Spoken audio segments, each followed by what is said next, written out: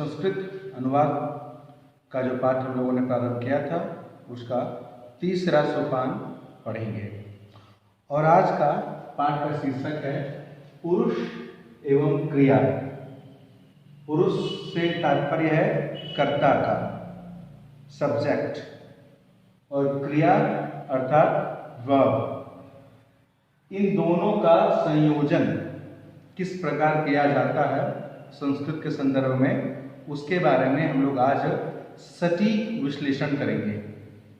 एक बात आपको सबसे पहले मैं बता देना चाहता हूँ कि अगर संस्कृत अनुवाद आपको सीखना हो या संस्कृत भाषा पे अपनी पकड़ बनानी हो तो सबसे पहले यह पाठ पढ़ना चाहिए।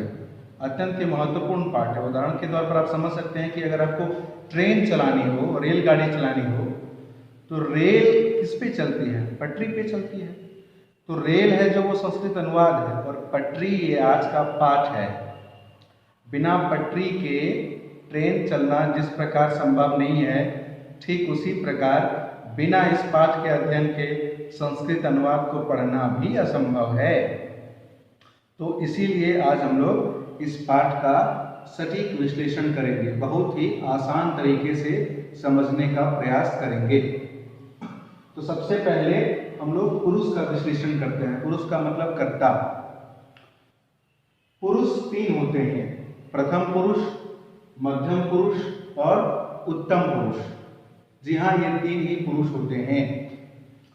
प्रथम पुरुष में तीन कर्ता हैं, आपके समक्ष लिखा हुआ जो है वो सह, तौ, ते, जिसका अर्थ है सह मतलब वह, तौ मतलब वे दोनों, ते मतलब वे लोग या वे सब। दोनों ही अर्थ ते से आप समझिएगा, वे लोग या वे सब। मध्यम पुरुष में भी यहां लिखे हुए तीन कर्ता हैं, त्वम, युवाम, यूयम।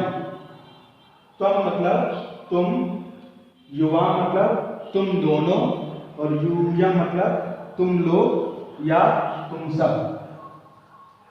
तुम लोग या तुम सब दोनों ही समझना है। इसी प्रकार उत्तम पुरुष में भी तीन कर्ता हैं। कौन कौन? अहम, आवाम, वयम। अहम मतलब मैं, आवाम मतलब हम दोनों, और वयम मतलब हम लोग या हम सब। एक बार उच्चारण देखिए सभी का स्पष्ट रूप से। सह, तौ, ते, त्वम, युवाम, यूयम, अहम, आवाम, वयम। ये उच्चारण हुआ। अब एक चीज जो नोट करने वाली है अपने मस्तिष्क में, वो ये कि उत्तम पुरुष में पूरे संसार में तीन ही कर्ता हैं, चौथा आपको नहीं मिलेगा। वो उत्तम पुरुष के तीन कर्ता कौन कौन हैं? अहम, आवाम, वयम। मैं, हम दोनों या हम लोग। ये अहम, आवाम, वयम तीनों को छोड़ करके कोई भी चौथा कर्ता उत्तम पुरुष में कहीं भी नहीं मिलेगा। यह यूनिवर्सल ट्रुथ है, इसको हमेशा ध्यान में रखिएगा। उत्तम पुरुष में मात्र तीन कर्ता है, अहम, आवाम, वयम। ठीक इसी प्रकार से मध्यम पुरुष में भी तीन ही कर्ता हैं। कौन कौन? त्वम, युवाम और यूयम। तुम दोनों और तुम लोग या तुम सब। तो यही तीन कर्ता मध्यम पुरुष में ही मिलेंगे। तीन के अलावा चौथा कहीं भी आपको नहीं मिलेगा। इस बात को विशेष नोट करना है। बाकी जितने भी कर्ता हैं संसार के, सब प्रथम पुरुष में आएंगे। सह, तौ, ते, वह, वे दोनों, वे लोग। ये तीन तो यहाँ लिखे हुए हैं। इसके अलावा गाय, भैंस, कुत्ता, बिल्ली, भेड़, बकरी, पर्वत, नदियां, झरने, पत्थर, विद्यालय, मार्ग, सब चीज, प्रत्येक कर्ता प्रथम पुरुष में आएगा। हाँ, एक बात विशेष रूप से ध्यान रखना है कि प्रथम पुरुष में जो एक वचन का कर्ता होगा वह एक वचन में आएगा।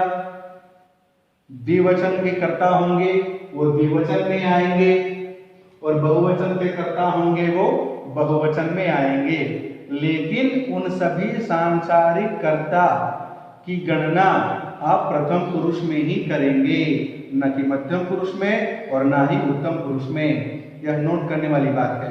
कंफ्यूजन हो जाता है कि किस पुरुष के क्रिया का प्रयोग बाकी कर्ताओं के साथ करें। तो उसी के लिए यह समाधान है अकाट्य सर्वथा सत्य समाधान कि सभी कर्ता प्रथम पुरुष में ही आएंगे। कुत्ता भौंकता है, किस पुरुष की क्रिया लगाएं? बिल्कुल प्रथम पुरुष की क्रिया लगाइए। बैल चलता है, किस पुरुष की क्रिया लगाएं? बिल्कुल प्रथम पुरुष की। मोर नाचता है, प्रथम पुरुष। गाड़ियां चलती हैं, वो भी प्रथम पुरुष के क्रिया का वहां भी संयोजन होगा।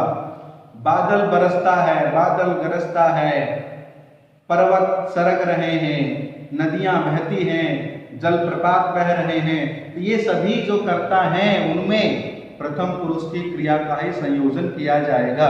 अभी उदाहरण के माध्यम से और हम स्पष्ट करेंगे। इसको आपने देख लिया कि एक वचन, द्विवचन, बहुवचन, ये आप लोगों ने पढ़ा है, 3 वचन होते हैं।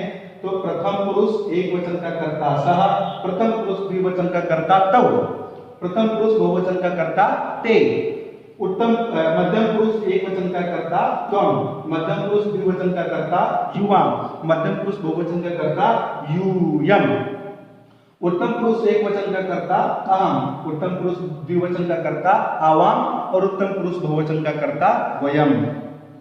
ये तो हो गई कर्ता की बात या पुरुष की बात। अब आते हैं क्रिया पे।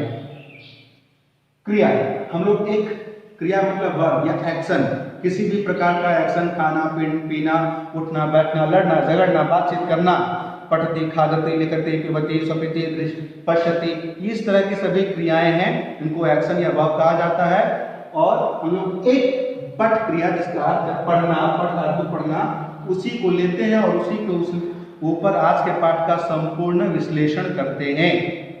एक ही क्रिया को इसीलिए ले रहे हैं ताकि आप लोगों को विषय वस्तु क्लियर हो जाए, फिर बाकी क्रियाओं के साथ आप स्वयं अभ्यास कर सकते हैं। तो सबसे पहले पठ धातु।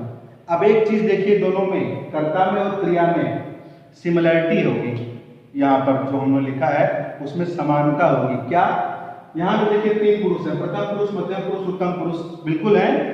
यहाँ पे 3 पुरुष है, प्रथम पुरुष, मध्यम पुरुष और उत्तम पुरुष, क्लियर है। वचन भी 3, एक वचन, द्विवचन, बहुवचन यहाँ भी है और एक वचन, द्विवचन, बहुवचन यहाँ क्रिया में भी है।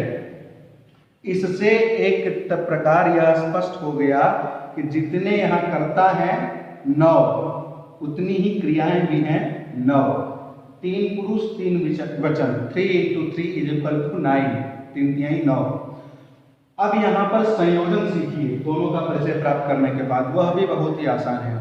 नियम सिर्फ इतना है कि कर्ता जिस पुरुष जिस वचन का होगा, क्रिया भी उसी पुरुष उसी वचन की होनी चाहिए, बस इतना ही नियम है। इतना नियम आपके मस्तिष्क में है तो आपसे कभी गलती हो ही नहीं सकती है। कर्ता जिस पुरुष जिस वचन का होगा, ध्यान दीजिएगा, क्रिया भी उसी पुरुष उसी वचन की करनी है आपको, और कोई माता बच्ची नहीं है। जैसे एग्जाम्पल के लिए, एग्जाम्पल देखिए, उदाहरण देखिए, वह पढ़ता है, एक वाक्य है, वह पढ़ता है, यह हिंदी में वाक्य है। अब इसको संस्कृत में अगर अनुवाद बनाना हो तो सबसे पहले वह की संस्कृत देखिए कहाँ है, वह स, तो वह किस जगह पर सह आ जाएगा। वह किस पुरुष किस वचन का करता है, आप ही से सवाल पूछ रहा हूं मैं। प्रथम पुरुष एक वचन का करता है, वह सह, सह, सह। अब इसके आगे पढ़ता है की जगह पे आप क्या करेंगे, क्रिया का संयोजन कैसे करेंगे? तो जिस पुरुष जिस वचन का करता है उसी पुरुष उसी वचन की क्रिया लगाइए। देखिए, प्रथम पुरुष एक वचन का कर्ता सह यहाँ लिखा हुआ है, प्रथम पुरुष एक वचन की क्रिया पठती है, बिल्कुल निसंकोच यहाँ पर लिख दीजिए, एकदम यह वाक्य सत्य है, शुद्ध है। वे दोनों पढ़ते हैं, वे दोनों पढ़ते हैं, हिंदी में मैं नहीं लिख रहा हूं, संस्कृत में ही, वे दोनों, तव, वे दोनों का संस्कृत तव। अब पढ़ते हैं का संस्कृत, तो कर्ता किस पुरुष किस वचन का है? प्रथम पुरुष द्विवचन का कर्ता तव, प्रथम पुरुष द्विवचन का कर्ता पठतः, आगे लगा दीजिए, पठतः। वे दोनों पढ़ते हैं, एकदम ये शुद्ध है। वे लोग या वे सब पढ़ते हैं, वे लोग या वे सब का संस्कृत क्या होगा? ते। किस पुरुष किस वचन का करता है? प्रथम पुरुष बहुवचन का, पकड़िए उठाकर रख दीजिए यहाँ पे। उसी प्रकार क्रिया देखिए, प्रथम पुरुष बहुवचन की क्रिया क्या है? पठन्ति। यहाँ लिखिए ते पठन्ति, वे लोग या वे सब पढ़ते हैं। अब अगला और भी कुछ उदाहरण देखिए जिससे कि वस्तु स्थिति पूर्ण रूप से स्पष्ट हो जाए। तुम पढ़ते हो, तुम का संस्कृत क्या होगा? त्वम। त्वम कहाँ का करता है? मध्यम पुरुष एक वचन का करता त्वम। क्रिया कौन सी लगेगी? मध्यम पुरुष एक वचन का करता पठसी, त्वम पठसी। त्वम के साथ हमेशा सी ही लगेगा। त्वम पठसी, त्वम लिखसी, त्वम वदसी, त्वम पिबसी, त्वम भ्रमसी। बिल्कुल, क्योंकि मध्यम पुरुष एक वचन का करता है त्वम, तो क्रिया भी वही लगेगी। तुम दोनों पढ़ते हो, तुम दोनों का संस्कृत क्या होगा? युवाम। अब पढ़ते हो क्रिया कौन सी? तो निर्धारित करिए। पर मध्यम पुरुष द्विवचन की क्रिया करता है युवाम। मध्यम पुरुष द्विवचन की क्रिया पाठथः, युवाम पाठथः, तुम दोनों पढ़ते हो। अगला वाक्य, तुम सब या तुम लोग पढ़ते हो। तुम सब या तुम लोग का संस्कृत में क्या होगा?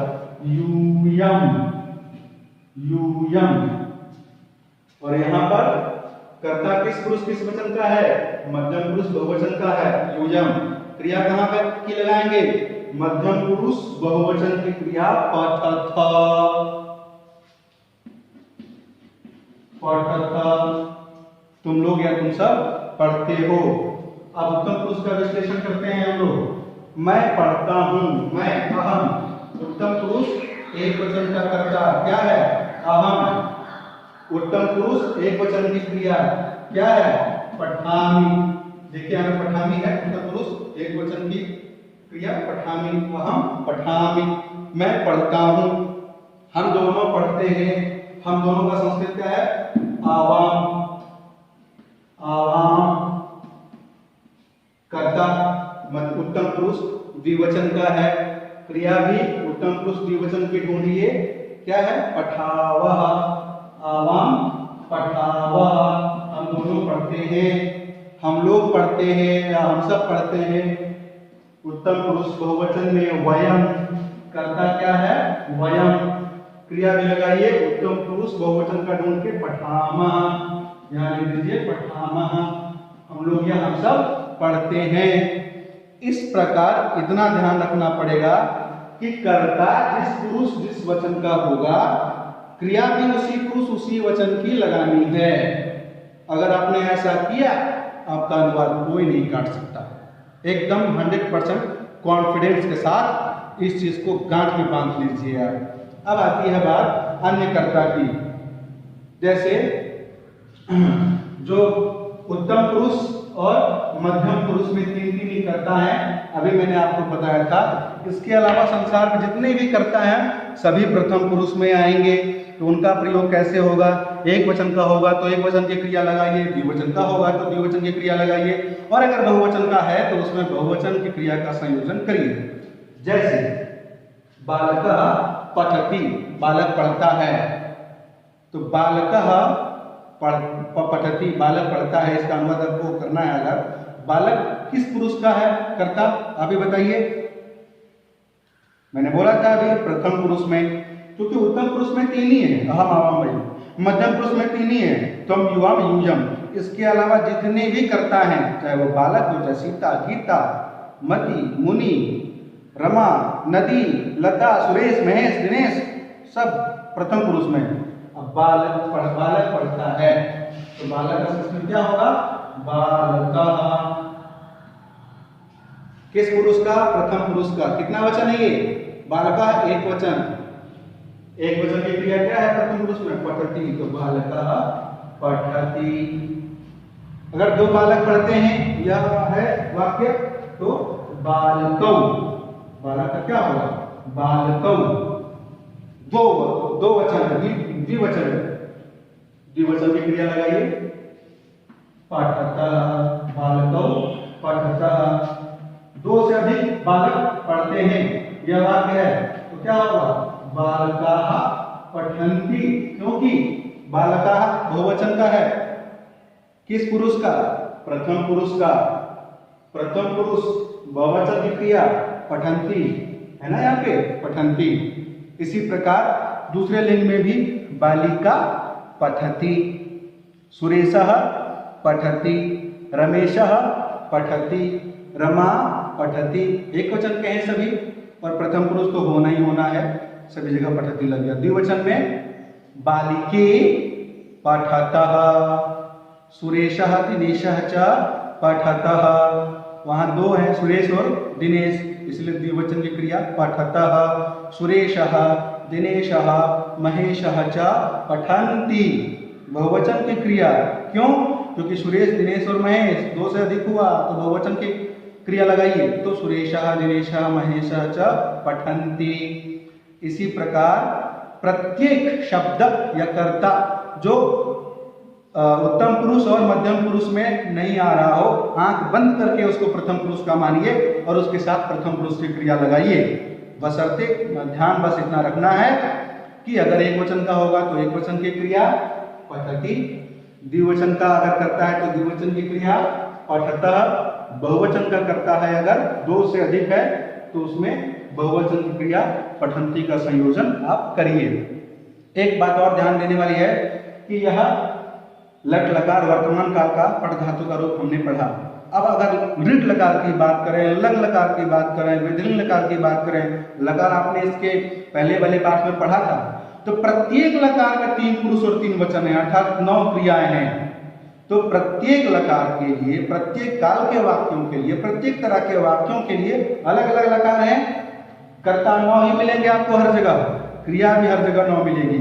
एक दो एग्जाम्पल आप देख सकते हैं, जैसे कि दृढ़ लकार का प्रयोग देखिए, पठ धातु का है, पठिष्यति, पठिष्यतः, पठिष्यन्ति, पठिष्यसि, पठिष्यथः, पठिष्यथ, पठिष्यामि, पठिष्यावा, पठिष्यामः। ये दृढ़ लकार में रूप चलता है इसका। दृढ़ लकार भविष्य काल के लिए है, वह पढ़ेगा, सह पठिष्यति, तुम पढ़ोगे, त्वं पठिष्यसि, मैं पढ़ूंगा, अहम पठिष्यामि। जैसे सह पठति की जगह पठिष्यति, अंतिम में ति ही आएगा, पठिष्यति, पठिष्यतः तो तौ पठिष्यतः, तुम दोनों पढ़ोगे, पठिष्यन्ति, ते पठन्ति, वे लोग या वे सब पढ़ते हैं, ते पठिष्यन्ति, वे लोग या वे सब पढ़ेंगे। तो इस प्रकार प्रत्येक लकार में 3 पुरुष और 3 वचन है। तो जिस पुरुष जिस वचन का कर्ता, उसी पुरुष उसी वचन की क्रिया, इस बात को आप विशेष रूप से ध्यान में रखेंगे, आपसे चूक हो ही नहीं सकती है, मैं गारंटी लेता हूं इस बात की। एक बार उच्चारण देख लीजिए इसका। पठ धातु का प्रथम पुरुष में पठति, पठतः, पठन्ति, पठसि, कुछ लोग बोलते हैं पठसी, गलत है वो, ह्रस्व इकार है ना, पठसि, मति, कम समय देना है, एक मात्रा, पठसि, पठथः, पठथ, कुछ लोग उसको बोलते हैं पठत, पठसी, पठथा, पठत, पठत नहीं है, पठथ है, पठथ, क्योंकि ये थ पूरा है, आधा नहीं है। उत्तम पुरुष में पठानि, पठावः, पठामः। विसर्ग का उच्चारण एकदम स्पष्ट करिए, उच्चारण जितना है स्पष्ट रहेगा, आपकी भाषा शैली उतनी ही प्रभावी रहेगी, इसलिए उच्चारण पर विशेष ध्यान दीजिए। अब अगर आज के पाठ में कहीं कोई शंका हो, कोई कंफ्यूजन हो, तो आप वीडियो के कमेंट बॉक्स में अपने प्रश्न को निश्चित रूप से लिख सकते हैं, त्वरित समाधान करने का प्रयास किया जाएगा। लेकिन एक बार विशेष रूप से इसको देख लीजिए, इसको ध्यान में रखिए, इसको नोट कर लीजिए, क्योंकि ये महत्वपूर्ण है, ये रास्ता है, ये पटरी है। पटरी जितनी मजबूत रहेगी, आपकी गाड़ी उतनी ही तेज दौड़ेगी और एक्सीडेंट भी नहीं होगा। इसीलिए इसको नोट करके कंठस्थ कर लेना है, हर जगह शॉर्टकट नहीं तलाशना चाहिए, क्योंकि सफलता प्राप्ति का फॉर्मूला शॉर्टकट तो कतई नहीं हो सकता। इसीलिए इसको नोट कर याद कर लीजिए, ये ठीक है, अनुवाद ठीक रहेगा। बहुत बहुत धन्यवाद।